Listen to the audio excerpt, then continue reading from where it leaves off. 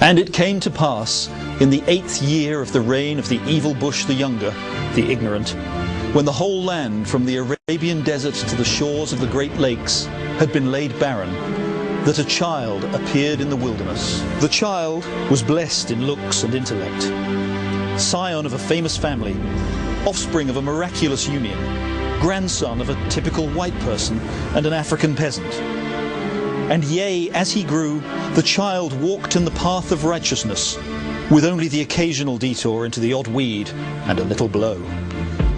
When he was 12 years old, they found him in the temple in the city of Chicago, arguing the finer points of community organization with the prophet Jeremiah and the elders. And the elders were astonished at what they heard, and said among themselves, "Verily, who is this child, that he opens our hearts and minds to the audacity of hope?" In the great battles of Caucus and Primary, he smote the conniving Hillary, wife of the deposed King Bill the Priapic, and their barbarian hordes of working-class whites. And so it was, in the fullness of time, before the harvest month of the appointed year, the child ventured forth, for the first time, to bring the light unto all the world. Thank you. He travelled fleet of foot and light of camel, with a small retinue that consisted only of his loyal disciples from the tribe of the Media. He ventured first to the land of the Hindu Kush, where the Taliban had harboured the viper of Al-Qaeda in their bosom, raining terror on all the world.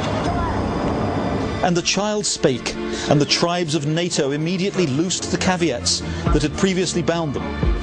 And in the great battle that ensued, the forces of the light were triumphant. For as long as the child stood with his arms raised aloft, the enemy suffered great blows, and the threat of terror was no more.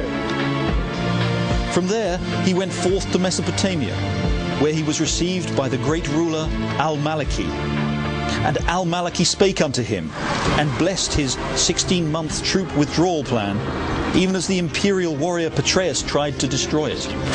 And lo, in Mesopotamia a miracle occurred.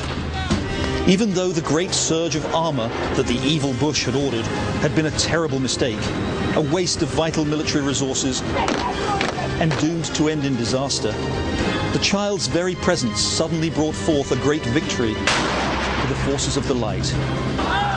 And the Persians, who saw all this and were greatly fearful, longed to speak with the child, and saw that the child was the bringer of peace.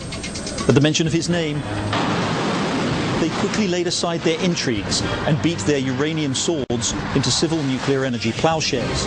From there, the child went up to the city of Jerusalem and entered through the gates seated on an ass.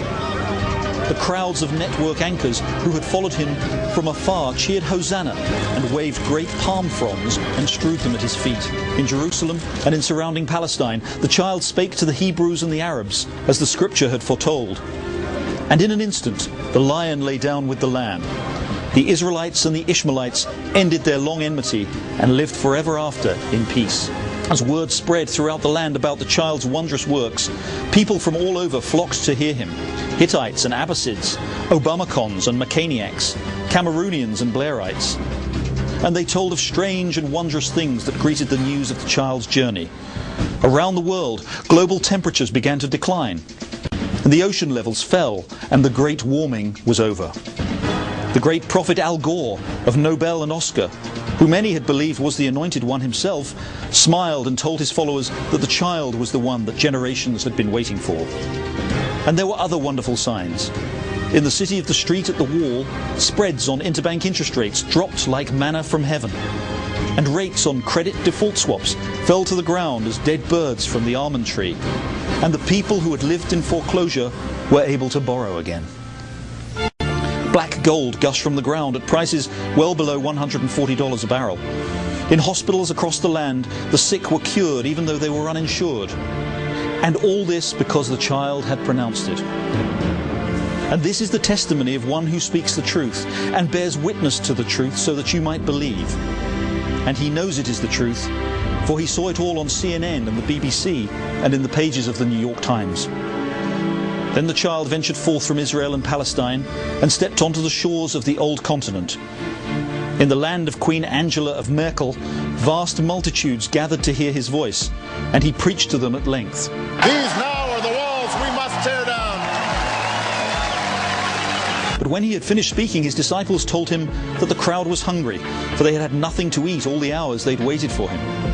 And so the child told his disciples to fetch some food, but all they had was 5 loaves and a couple of frankfurters. So he took the bread and the frankfurters and blessed them, and told his disciples to feed the multitudes. And when all had eaten their fill, the scraps filled 12 baskets. Thence he travelled west to Mount Sarkozy. Even the beauteous Princess Carla of the tribe of the Bruni was struck by awe, and she was great in love with the child, but he was tempted not. On the 7th day, he walked across the channel of the Angles to the ancient land of the Hooligans.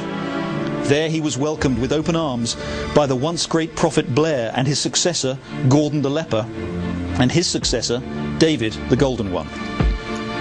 And suddenly, with the men, appeared the archangel Gabriel and the whole host of the heavenly choir, ranks of cherubim and seraphim, all praising God and singing, "Yes, we can."